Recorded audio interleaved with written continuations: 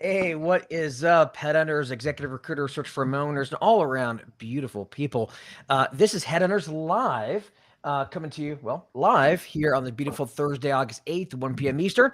And today we have a fantastic show with the chairperson of NAPS, Jamie Schwartz.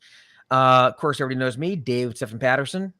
My name is DSP. Right here, we have my brother from another mother, Neil Lebovitz, the founder of Boss, Back Office Having Solutions. And we have Chris Wessel over on the right side of the screen, the best looking man in the business. And I see that Neil is inside for a change, so we may have less background noise. He is actually in his condo instead of on the balcony for. Well, I have a virtual background, so there's no way of you knowing that. But I did realize my headphones have a noise cancellation. So after you said it last time, I turned it on. Does it cancel out David and I as well? Can you hear us with that on? Only a lot of stuff out of David's mouth cancels noise. So a decent amount. And David, once again, started the show saying, of course, you know me, DSP, and let me introduce you to everyone else. What an ego. It's my best quality. So with that said, we have a fantastic show today with Jamie Schwartz, who's the chairperson of NAPS, for those who don't know, the National Association of Personnel Services, one of the most premier organizations in the recruiting world. And they happen to have a great conference coming up here in just a couple months called Ignite. So we'll be talking about that. We'll also be talking about just some, not even just about Ignite. We'll talk about because Jamie's an owner as well, right? He's in the trenches just like you guys. So he's got a lot of things to share on getting new business, candidates, etc. So we'll be talking about that. But before we do that, if I can ask everybody a favor who is watching this, if you're watching this live right now, please comment live in the comments. If you're watching the replay, comment replay, and do me a favor, hit the like button. Every like that you guys smash, every time you hit the like button, you'll get an extra placement this year. Now, I'm not putting that in writing, but that is our verbal agreement. Every time you like this video, you will get an extra free placement this year. So hit that like button as many times as you can. May the Schwartz be with you. And may the Schwartz be with you. Yeah, we were just talking about baseballs earlier with Jamie Schwartz on. So those who don't know, Baseballs was a parody of Star Wars back in the 80s. So highly recommend it. Let's talk about some promotions. And before we get down to business, I do want to talk about a fantastic service called BOSS. Stands for Back Office Staffing Solutions. Now, for those of you who are sick of the ups and downs and the feast and famine, with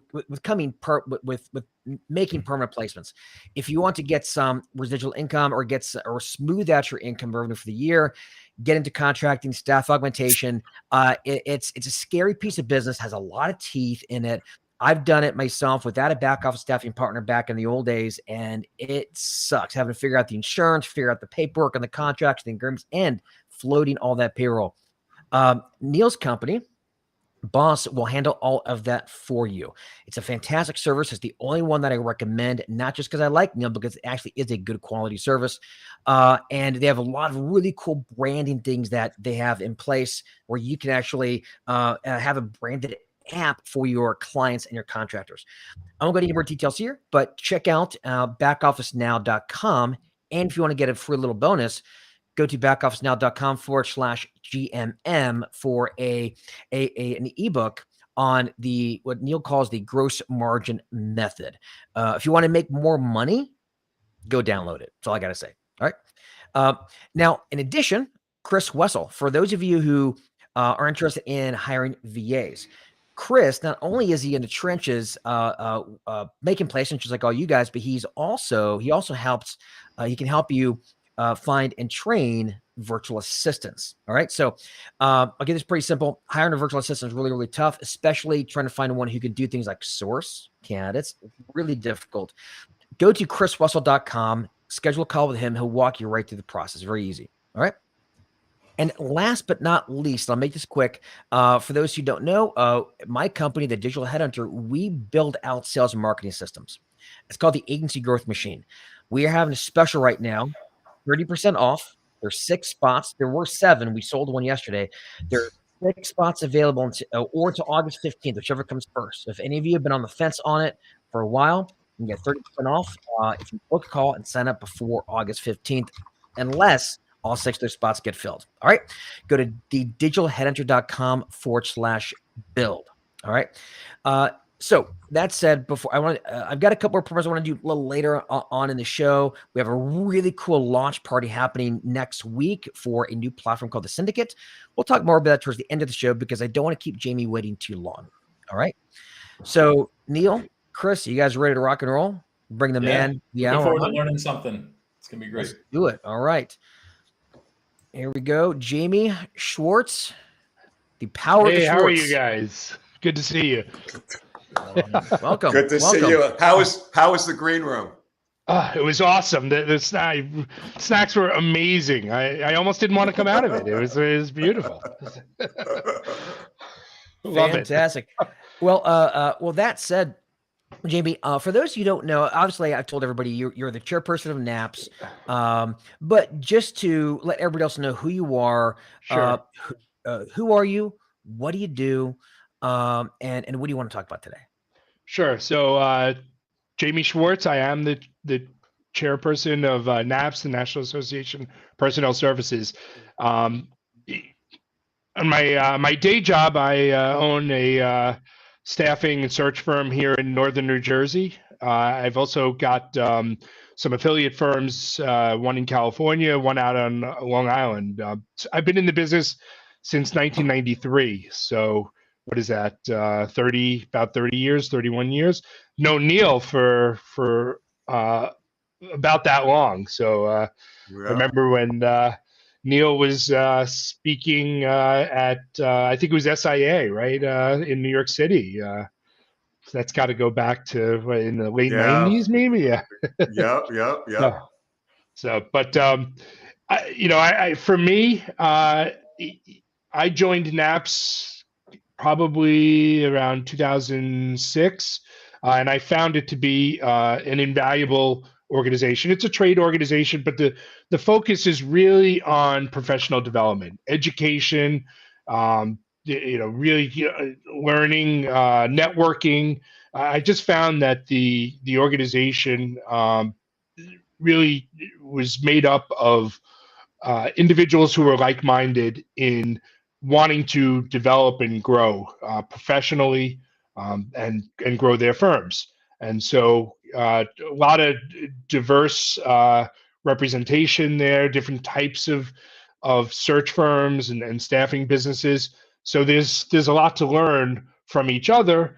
But at our conference each year, we bring in what I consider some of the best speakers in the industry and even outside the industry. We bring in people who can speak about sales in general or develop personal development. And we have great keynote speakers as well who really can pump up the audience and are very inspiring. Conference is at the end of October, and it's in Phoenix at a great resort, the Wigwam.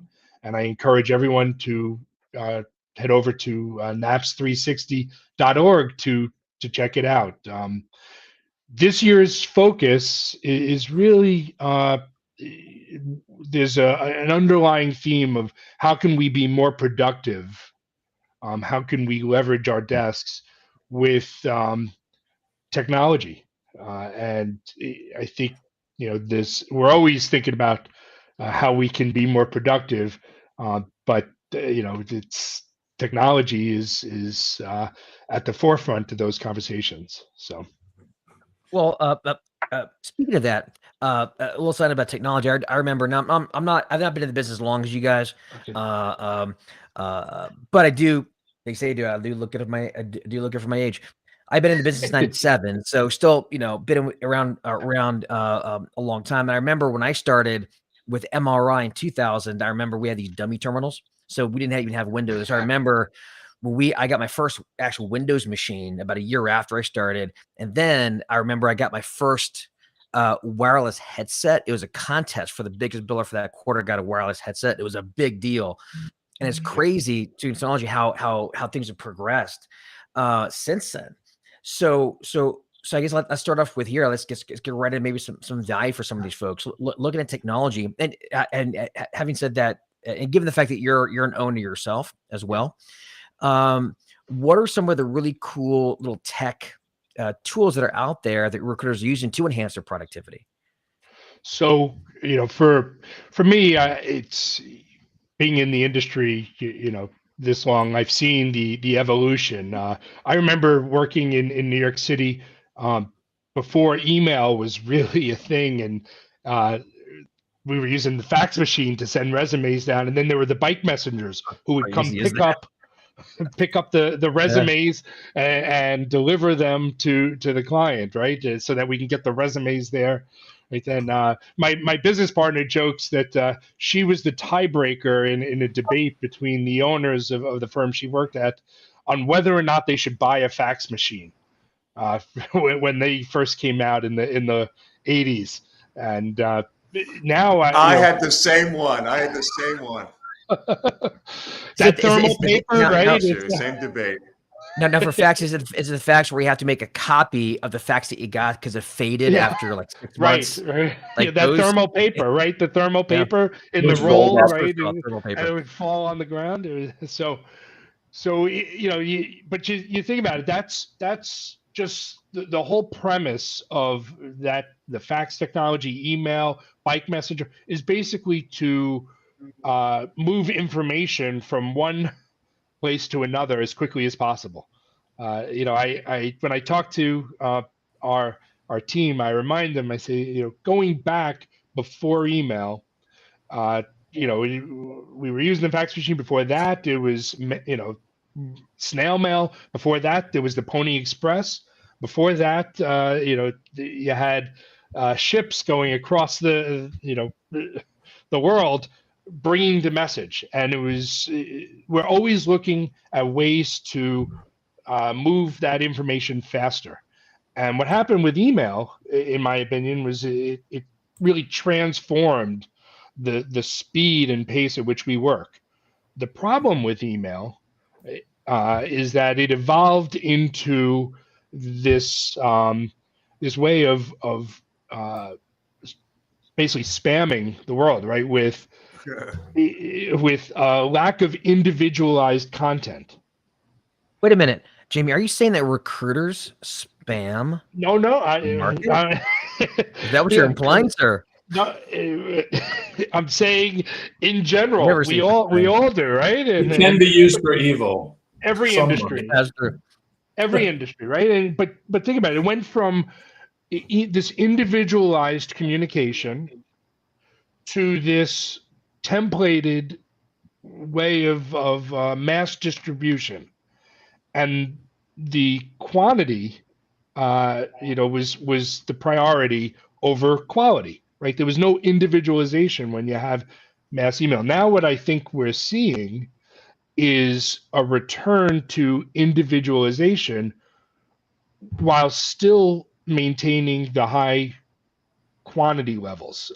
And we're playing around with some technology where we can generate large volume of email that is highly individualized and personalized, not just the Mad Libs templated, fill in the person's name, serial, number and job title, but more really speaking to that person's background and speaking to the job, that compelling recruiting email. I think we're seeing a trend back to that, and we are playing around with some technology that automates the generation of that content, but on a highly individualized basis. Which makes sense because there's a lot of opportunity right now to stand out amongst all the noise. Exactly. All the junk, all of. And I have to say, with AI and the places that are doing it with their spam, I know that it's AI. But when they talk about, hey, I noticed that back office staffing solutions, you had this. I used to know someone in Midland Park. I read it. So I do. You do, and the the good, the AI that's been really refined and taught to really understand what makes a compelling recruiting email is effective. We're seeing open rates of north of 70%, simply because the subjects are of the messages are compelling. No two subjects are the same, and you can't get that type of response rate when you're sending out the large volume of redundant messaging. Yeah, and in fact, I will say this. So there's and of course I can probably talk hours just on email deliverability, because it's something that we do as well. And you're right, having that variability is really key. Personalization is a huge one. But speaking about personalizations, you talked about when everybody's spamming, and so it almost makes a personalization even more effective because everybody else is just spamming relentlessly. And it's interesting how with the advent of technology, now as we start to add more tools to the tech stack. And in a lot of ways, it makes all the old stuff even more effective because think about direct or usually cold calls or direct mail. Anyway, either one of those. Like cold calls back when we were smiling and dialing, everyone was cold calling. Well, now not near as many people cold call, so the cold call is actually more effective because not very many people do it. It makes it more noticeable. Direct mail, same thing. Smoke signals. If smoke signals work, do it. But it's interesting how the more technology we implement and use, then the more personalization becomes more effective, and the more those old school techniques become effective as well. Right? Have you seen what are your thoughts on that? Totally. Yeah. I just, the way I look at it is I'm constantly reevaluating some of the tools we have to determine whether or not they're effective. So to your point, some of the stuff that was maybe marginally effective, now you complement it with some newer technology, and you can really leverage and get the benefit out of it. We've implemented some automation technology, but while I call it automation, but really it's more sales enablement technology. What it does is it keeps everyone organized and on task. So we have a very structured sales, and it's a 12-step process, and we've got regimented timing of when we communicate to our prospects, and the messaging is templated.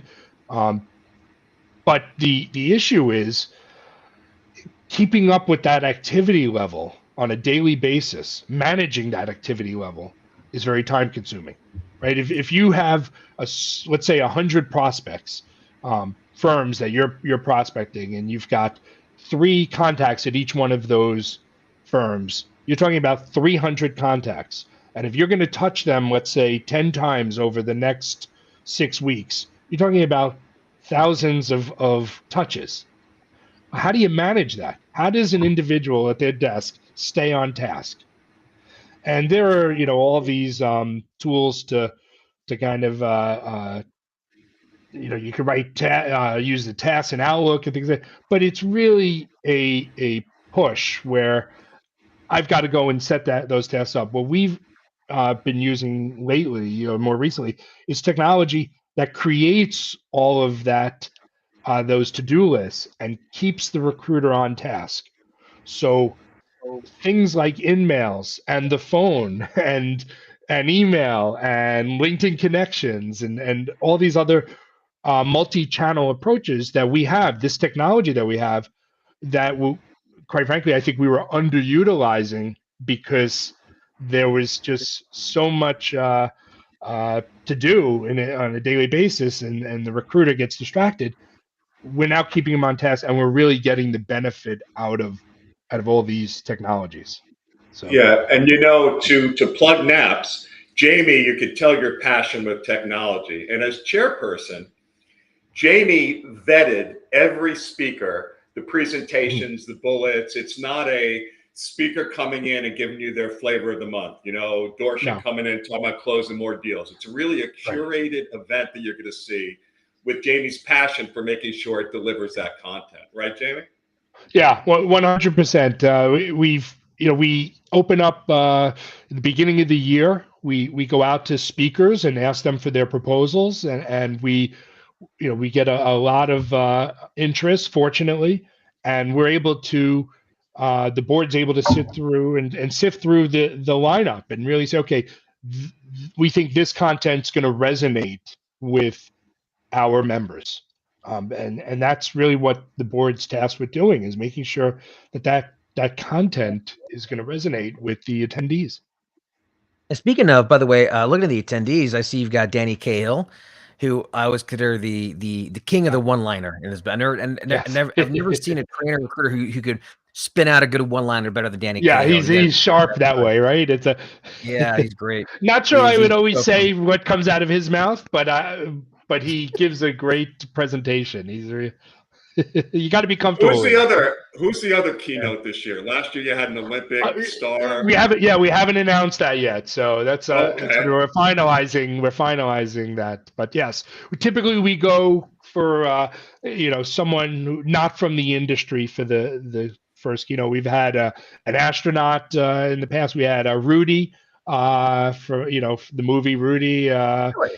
Rudy. He 2 years ago he People gave only know him as Rudy. No one, you don't Rudy. even know his real name. What's his real name? I can't remember his last name. Rudy. Rudiger. Yeah. Rudy Rudiger. So, but someone who's had some inspiring past that they could share with the group. But yeah, so. It'd be great. Well, let me ask you this. I mean, Yeah. so beyond technology, we can go more into the here in a bit, but let's talk about the conference Ignite. I'm curious, beyond just, let's say, Danny Cahill, Sure. and also there's some good technology speakers there. What do you think are some of the more important topics you're focusing on? Yeah. You talked about technology, right? There's the legal. So we always have our at least 1 or 2 sessions on legal updates. So one of the things that NAPS offers, and NAPS is the oldest trade association in existence, going back to, I think it's 1961 or 62. One of the things that we did years ago was create a series of credentials. We're big believers that to be a practitioner in this industry, you should have the base knowledge, particularly when it comes to employment and hiring and labor law, in order to practice your craft, right? It's whether you are a direct hire recruiter or a staffing recruiter, there is a body of knowledge that you should have in order to do it properly and comply with the federal, state, and local regulations. So we have 2 credentials: the certified staffing professional and the CPC, which is the certified. Personnel I'm having a brain. Personnel consultant. Yeah, I had a brain freeze for a second. Yeah. I was certified as both of them when I was a trainer. Yes. That's why I know them. Yeah. Yeah, I certified years ago. But there is a continuing education component to them, and each year, those that are credentialed are expected to maintain and go through a certain number of hours of training, and the NAPS conference is a great way to fulfill that requirement. It's not the only way, but we do have a legal update that we do there because laws are always changing, and we think it's essential that we stay abreast of that. We do it through webinars in the ongoing basis. We issue alerts if there are major changes to the laws. So that is a component of the conference.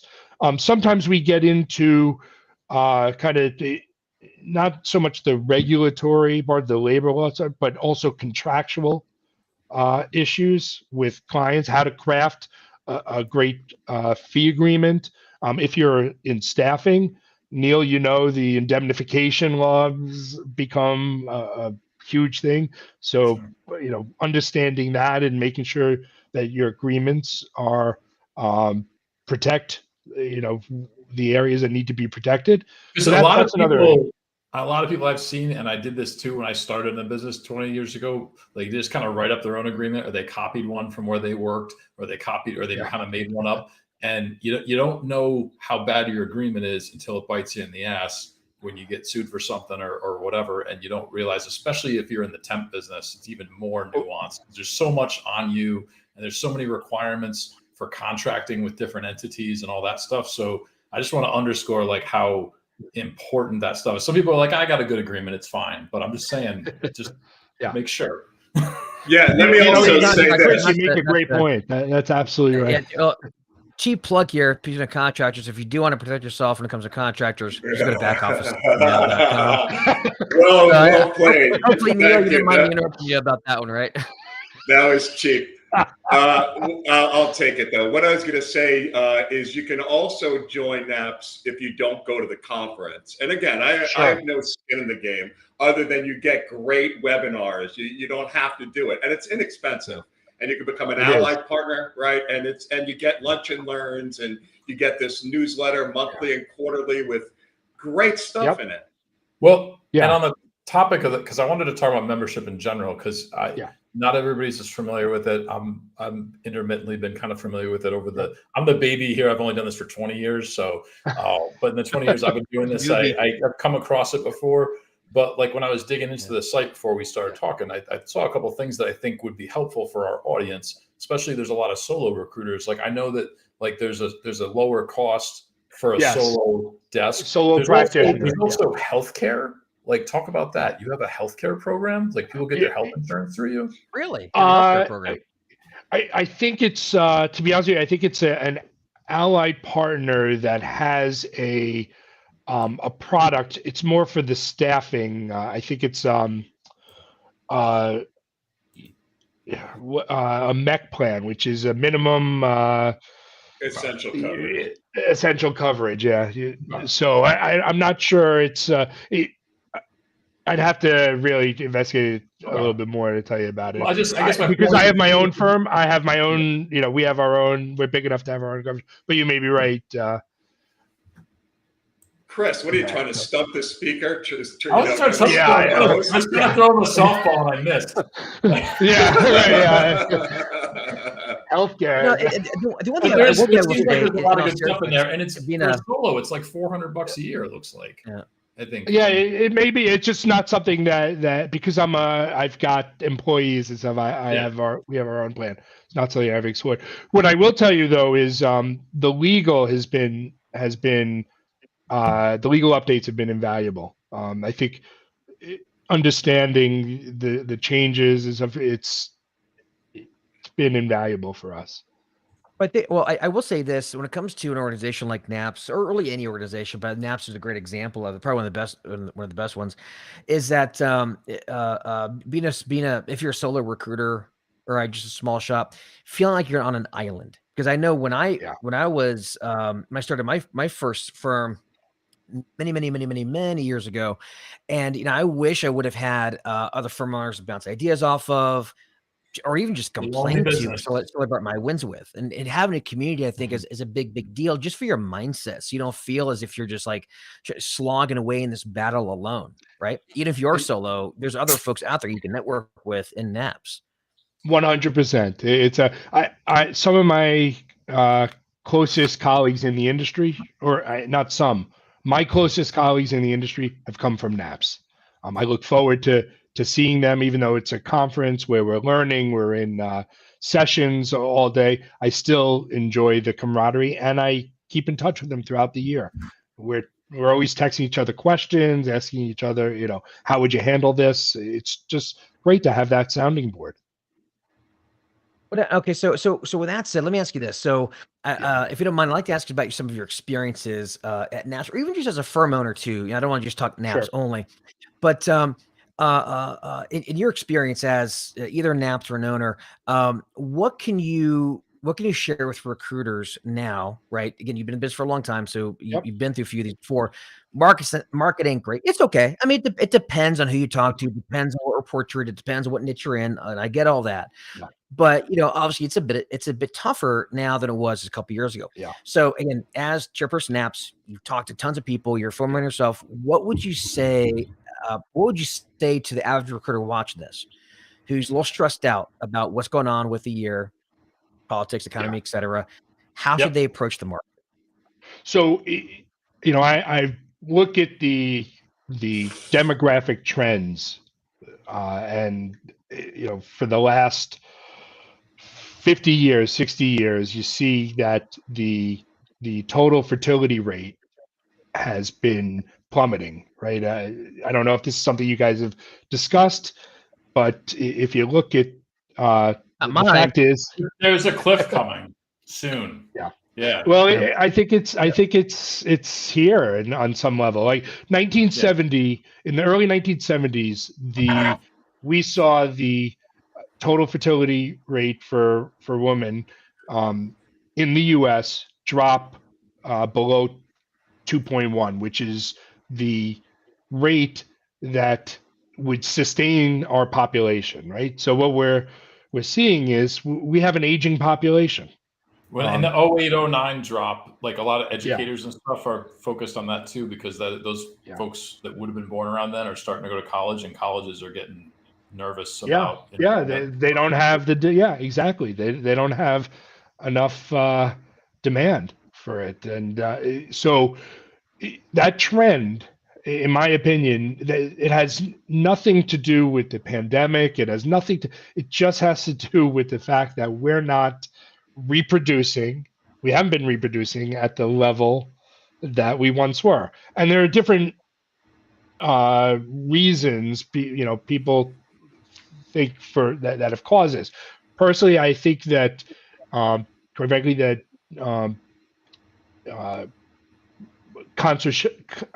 contraception had a big play in this. The ability for families to plan and time when they're having kids had a huge impact. And if you look at when birth control was, first became a real accessible thing, it was in the late 60s, early 70s. And that's when you started to see family planning change. And that as a result of that, we started to see a deep decline in the rate. Fast forward to now, and you're seeing that an unemployment rate of 4.1% in an economy that is, less than stellar. The last time, and I don't believe we're in a recession now, but there's a lot of that talk about that R word. For those of us, and all of you have been through recessions before, what was the unemployment rate during those recessions, right? You're talking 8%, 9%. We're 4.1%.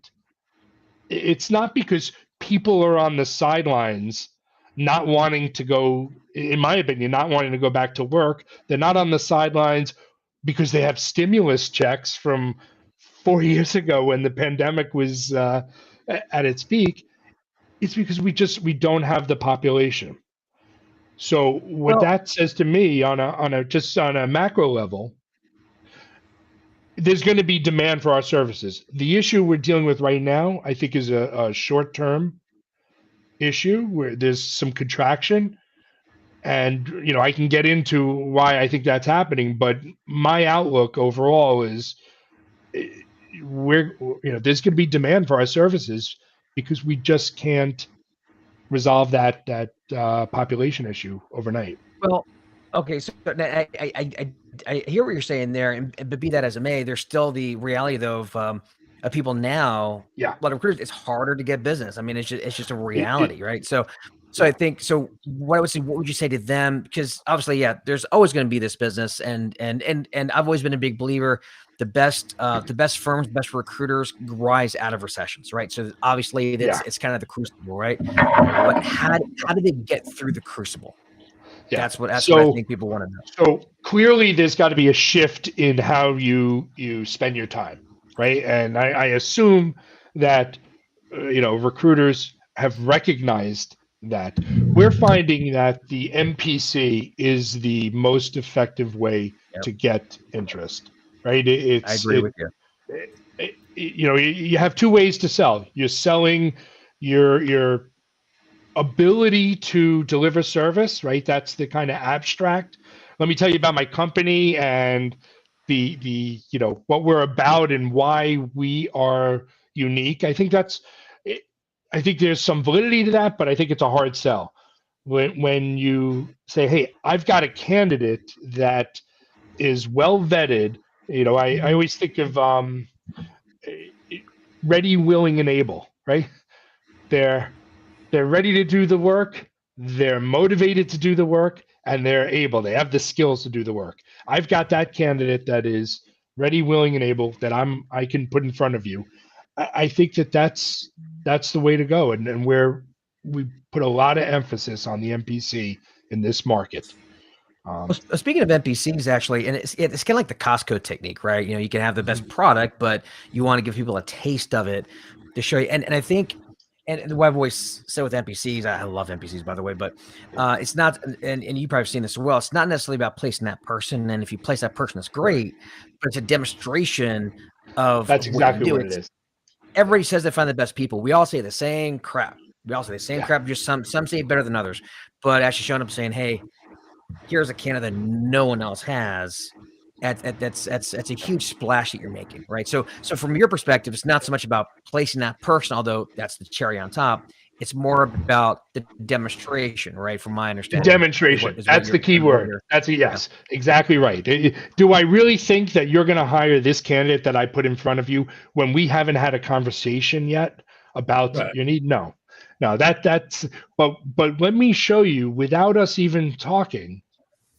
Let me show you how well I've prepared to make this presentation. I understand your industry. Go ahead, Chris. Well, I was going to say, and when people say they specialize in certain things, you could say that till you're blue in the face. But if you're like, hey, I have a couple examples of people that I'm working with that are maybe not exactly right for you, but clearly I have some idea what I'm talking about because I'm working with these kinds of people, right? And the other thing I realized too is you're talking,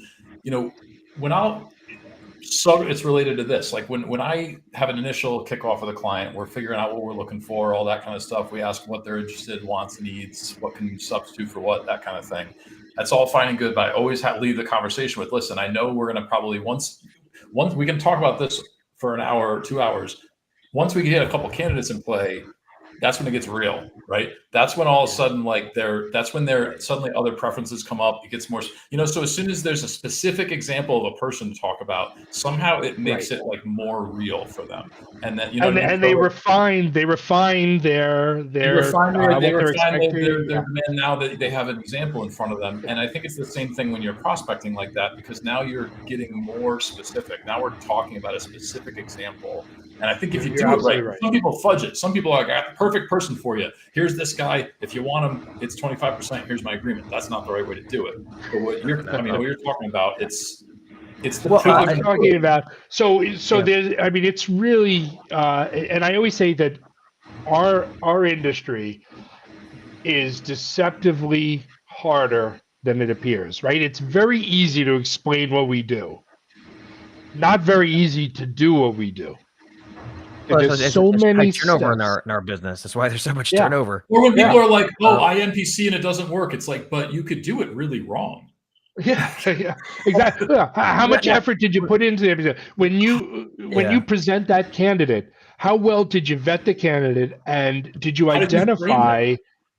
Did you identify the things that the client wants to hear about that candidate and see about that candidate? So to your point, Chris, I always say I'm a much better editor than I am a writer, right? So if I could put a candidate in front of you and the client can edit what they're looking for in that candidate, they could say, hey, you know what?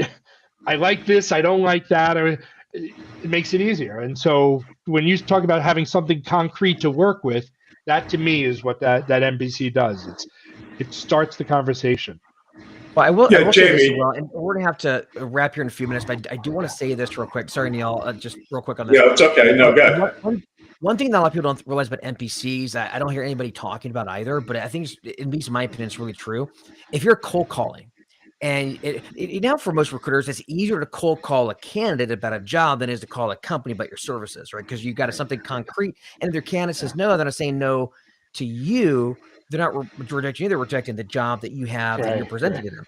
In much the same way, in NPC, if you're cold calling prospects on an NPC, psychologically they're saying no about that person, not no about you. I think it's just easier. It's easier to bang out 100 cold calls on an NPC than it is bang out 100 cold calls just through nebulous service. Yeah. Right? Your ego is not as hurt as a result of those rejections, those types of rejections. Yeah. So. Sorry, Neil, you were saying? Well, I don't want to take up too much time as we're wrapping, but you had mentioned before that, hey, maybe the cliff is already here. I don't know if you know the numbers from second quarter. I know, and I believe I read it on NAPS, which is down almost 25%. But on the search side, do you happen to know those numbers off the top of your head, ballpark? I don't know the number, but I've heard about the similar to what. To what you've heard, there's been a pullback. Yeah, it absolutely is. It's recession type number decreases with. Yeah. Oh, Neil, we lost you for a second there. Yeah, well, you broke up from. Yep. What did you say, Neil? Yeah. I think what you were saying is it's recession-like pullback, whether or not.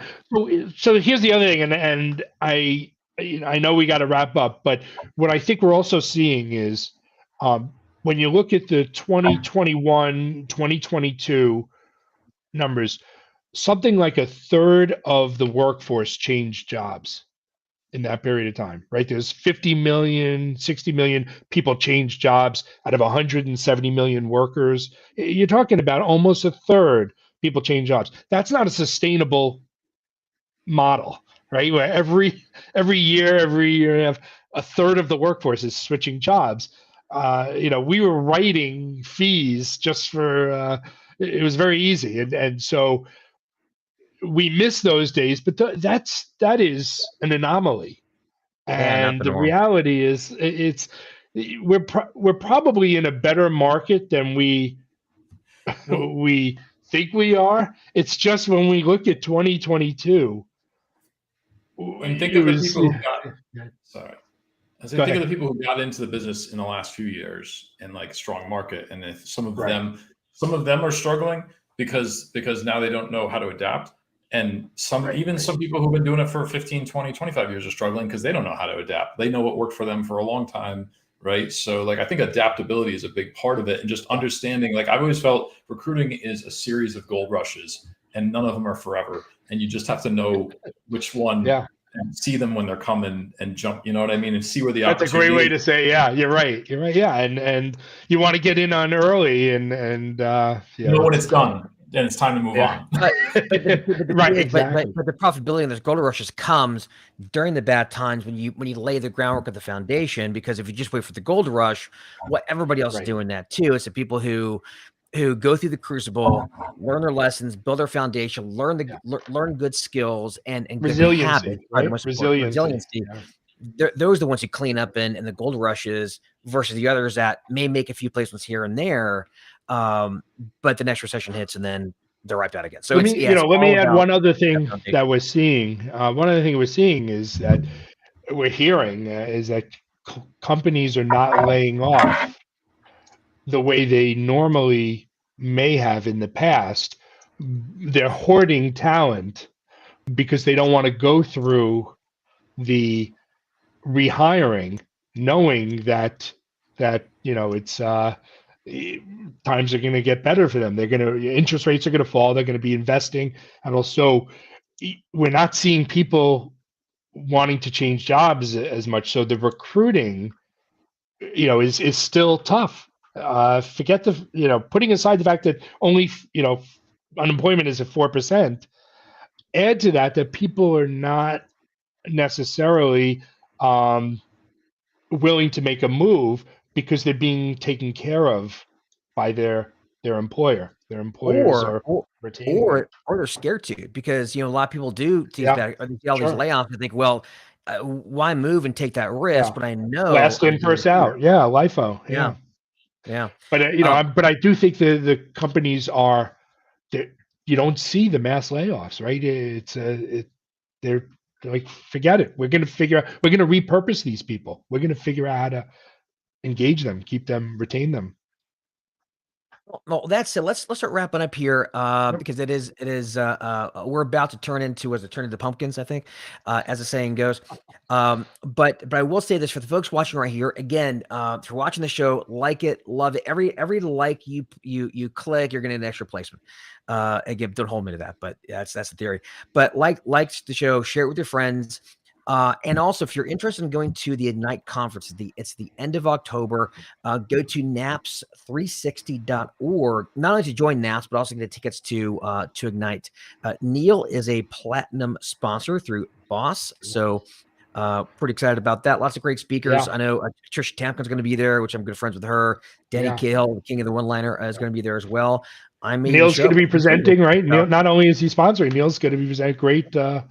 And do not Google NAPS Conference 2024, because you may end up accidentally going to the National Association of Postal Supervisors at Foxwoods instead. Only if you're a jackass. Yeah, those guys know how to party.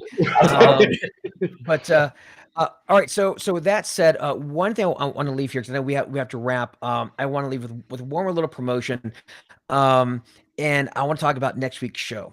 Next week's show, we're not going to have a guest on, but we're going to have what's called a launch party. Neil and I have been working really hard behind the scenes to create a headhunter community called the Syndicate, and it is actually words can't even describe it. Just know that it's a ton of free resources, hundreds of contracts, agreements, training, all free. And it's going to be basically the place where elite recruiters go to play. All I'm going to say is we have a launch party next week, next Thursday. And that will be the day we officially open the doors. We may have some prizes. We're going to have a lot of fun, lots of jokes. It's going to be a hang/party. Okay. So be there next week, August 15th at 1 p.m. Eastern, on all the normal channels. Jamie. Yes. It was fantastic having you on, brother. Great to have you. Thanks for having me. Thanks for having me. Yeah. Great. That is fantastic. And I really appreciate your insights as well. So, all right, guys, that said, I guess that is it. So everybody, thank you all. I love you all. And we will see you next. Don't forget to tune in next week, Syndicate Launch Party. August 15th, 1 p.m. Eastern. See you, everybody. Peace out. Take care.